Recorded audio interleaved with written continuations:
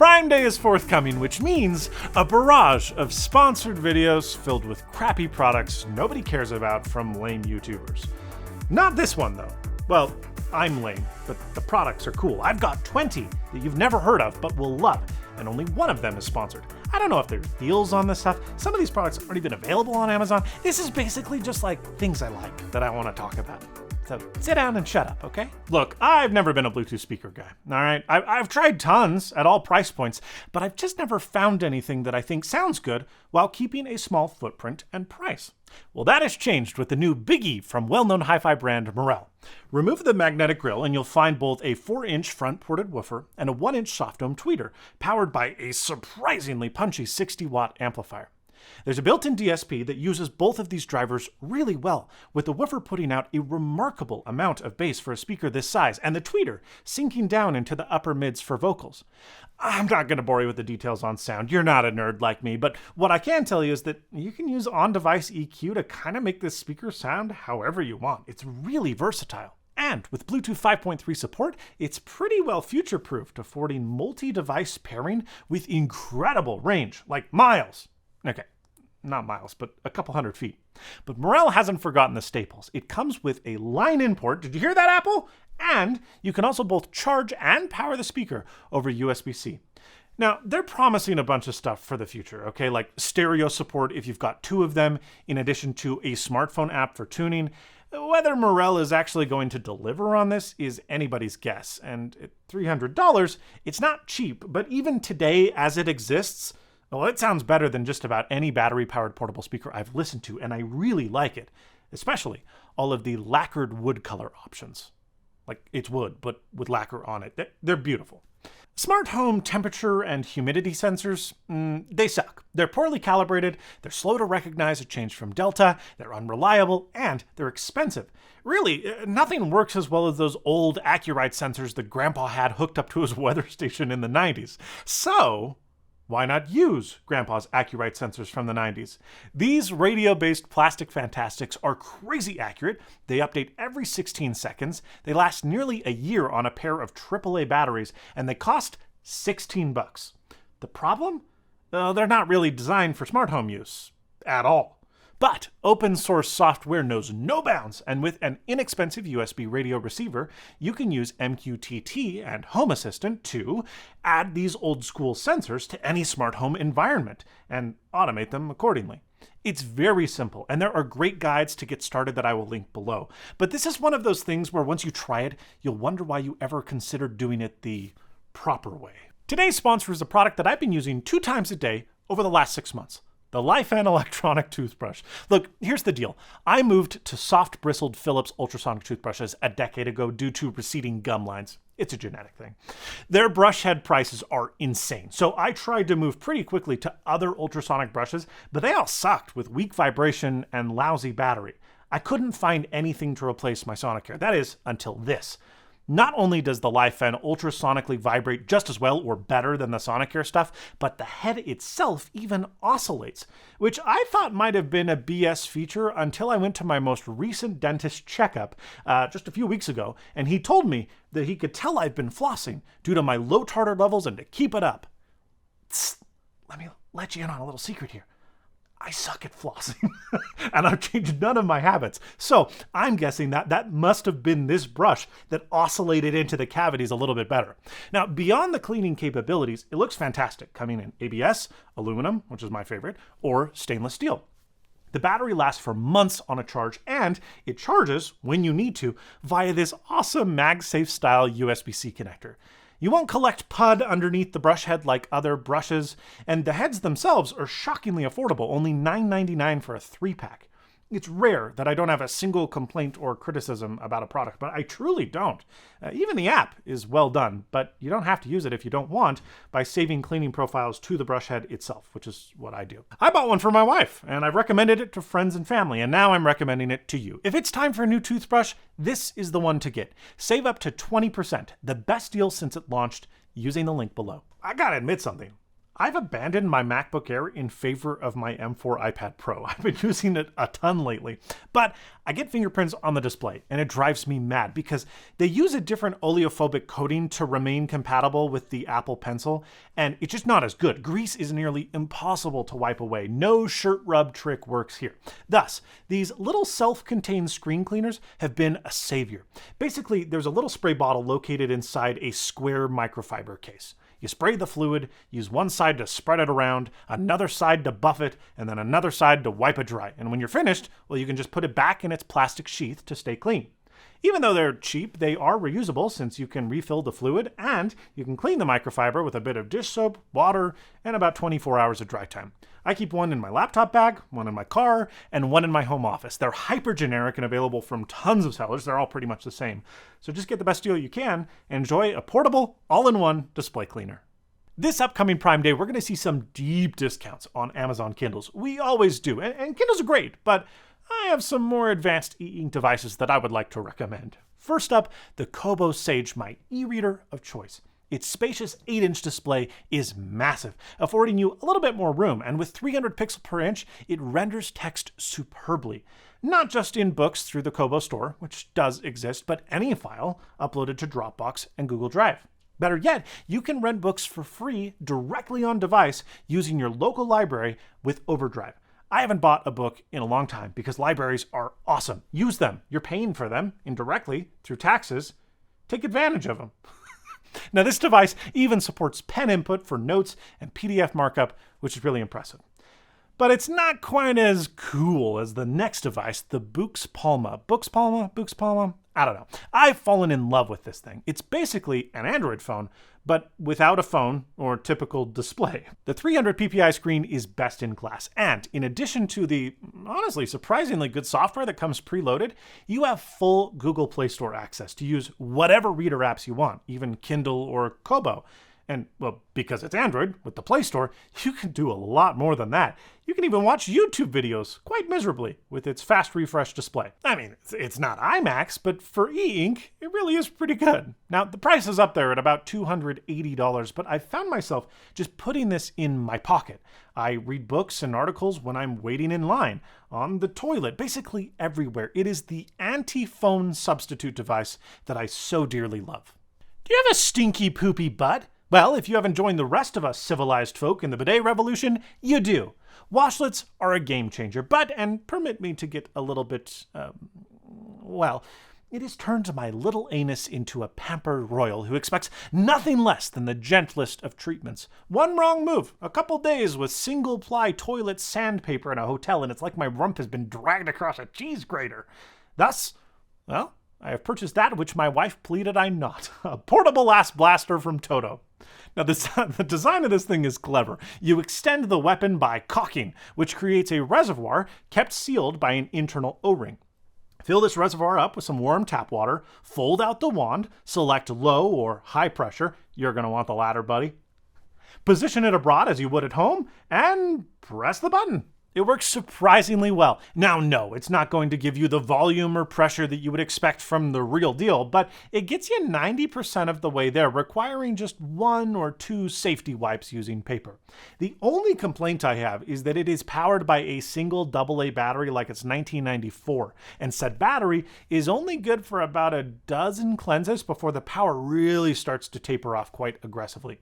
A USB-C model, I think, is long overdue, but Japan is famous for both being 20 years ahead and 30 years behind, so I wouldn't count on it. Just get this one on a deep discount instead and take it with you everywhere you travel. Inside your travel bag, you may also want to carry with you a Genki Convert Dock 2. You've probably heard of the original. It was super popular. It allowed you to travel with the Nintendo Switch and play it at a hotel without a dock because, well, USB-C would supply power to the device and HDMI out would supply video to the TV. Okay, think that, but with the addition of a USB-A port.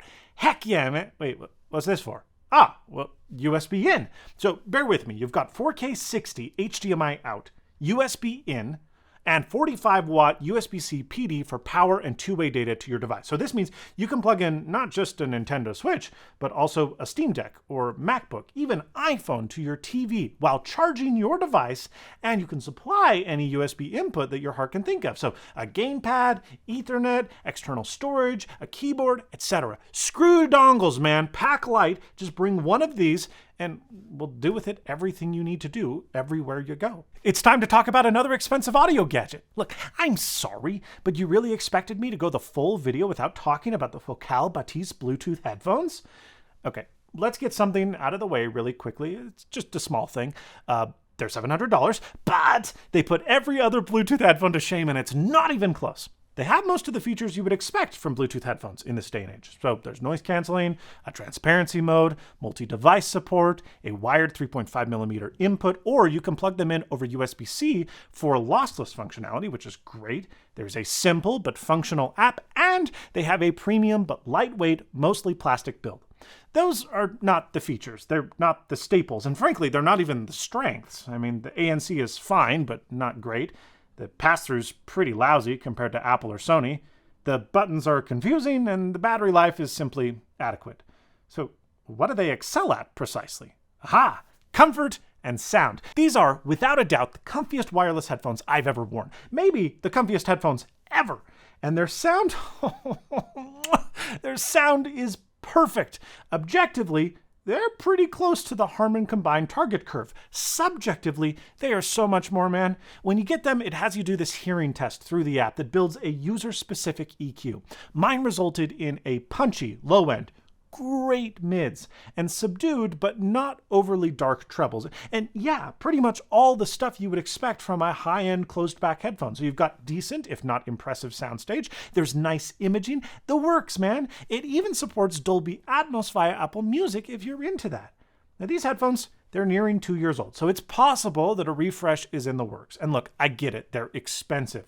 The average user is not going to care about these, but if you're an audio Chad, you'll never want to carry around anything else after trying these out. They are brilliant. I'm not known around my home for keeping a very good track of things. Look, I use AirTags for a lot of stuff, but my wallet is an important item that I find myself misplacing often, especially now that I usually leave it at home thanks to NFC payments being accepted almost everywhere I go and Utah's ugly but functional mobile ID app. The thing is, AirTag wallets, they're all garbage. Nobody wants something that thick and inflexible on their rump. We just talked about how tender mine is. So I converted to the new Nomad tracking card.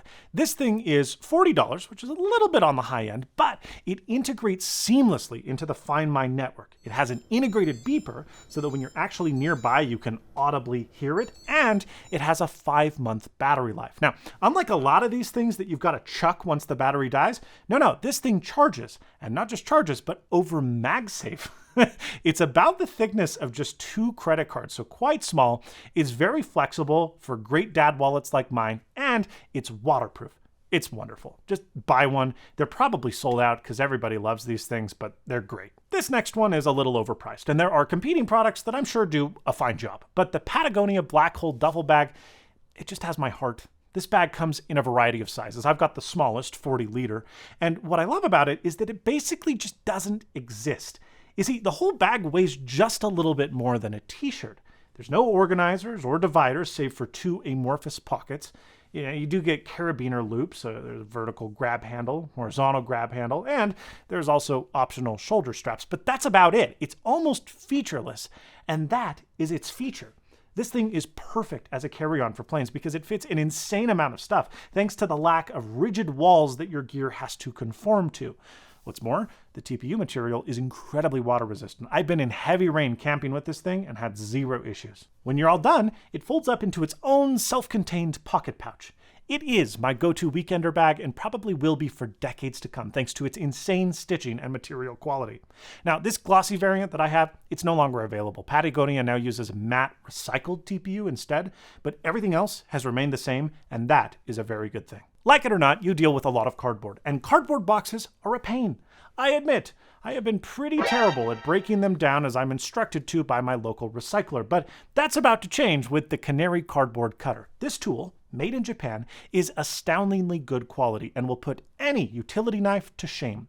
Not only does it absolutely shred through packaging straps, shrink wrap, and tape thanks to its non-stick coating, but the serrated safety blade allows for excellent maneuverability when cutting cardboard. It's so precise you can even cut circles out of your boxes. The rounded chisel tip is perfect for peeling off old labels and making shallow scour cuts to fold on when resizing boxes. It works on cardboard, both thick and thin, stays sharp for a crazy long time, and is inexpensive enough that it's worth getting a few to place around the house. The temperature delta between the surface of my back patio and the mother friggin' sun is only about 20 degrees during dinner time when I need to grill. I have tried umbrellas and neck coolers more. Nothing works, and the miserable heat remains. I considered getting a high-pressure mist system, but those cost hundreds, even thousands of dollars. And on windless days, which we do have here, it really only serves to make things more humid and muggy. I don't know if you've seen the price of outdoor rated fans online, but they're insane. So when I saw the Lasco Misto for $80 at my local Costco, I thought it would be terrible. Turns out I wasn't wrong, I was simply mistaken. This thing is superb. It is an outdoor rated fan that blows at 3 speeds and can optionally oscillate back and forth. But hook it up to a hose bib and suddenly you've got 3 misting heads that spray fine water beadlets into the fan's path, providing a remarkably good cooling effect. Now, it's not perfect. This isn't pressurized mist, so stand within a few feet of the thing and you'll get pretty wet. Furthermore, the mist volume isn't variable. It's on or off. That said, the fan's throw is about 20 to 25 feet, which means you can stay very cool whilst remaining dry, being even remotely nearby this thing. So I set it up at the end of my patio. The 6-foot cable is on the short side, but the inline GFCI is nice, and the build quality is so surprisingly excellent, it feels 2 to 3 times its price. If you've got a hot patio like me, or a yard, and you're on a budget, this thing, it's the antidote. You like cheese? Of course you do. You're not a filthy communist. When Megan and I got married, we put the wire-cutter cheese grater recommendation on our wedding registry. It's really sharp, and it really sucks. Man invented the wheel 6,000 years ago, so why not use it? This cheapo grater uses the power of rotational leverage to absolutely churn through any cheese that you can throw at it. And its crazy strong suction base prevents it from moving, so you can crank out all that mozzarella like you're 14 all over again. This next one isn't for sale on Amazon, and I'm not even sure I should recommend it because it's so niche, but I just think it's the neatest thing ever. We recently redid our landscaping. It looks great and we love it, but we have this tiny patch of grass at the back of the house that we didn't want to run a sprinkler zone to. We'd have needed to dig up the driveway to make that happen. So I bought this. It's called Otto, and it is basically a 3D printer for your yard.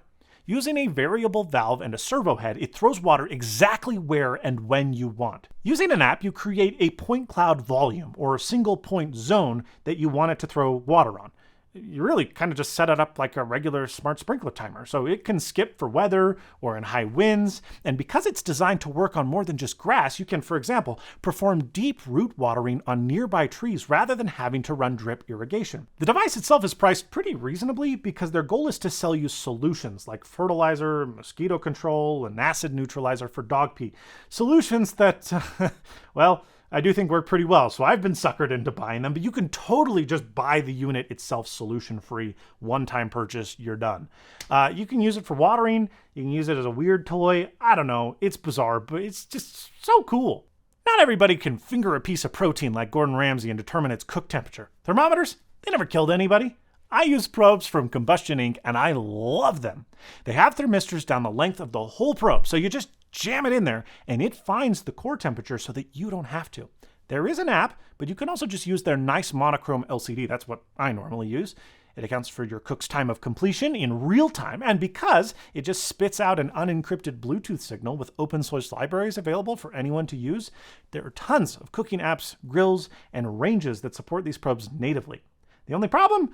They're a tad pricey. For those on a budget, check out Chef IQ's smart probes. They don't have the cool true core temperature functionality. There's just a single internal and external thermistor. However, they do almost everything else that the combustion probes do. The app is well designed. It even has step-by-step video instructions for a lot of recipes if you're new to cooking, and the speaker dock provides audible alerts.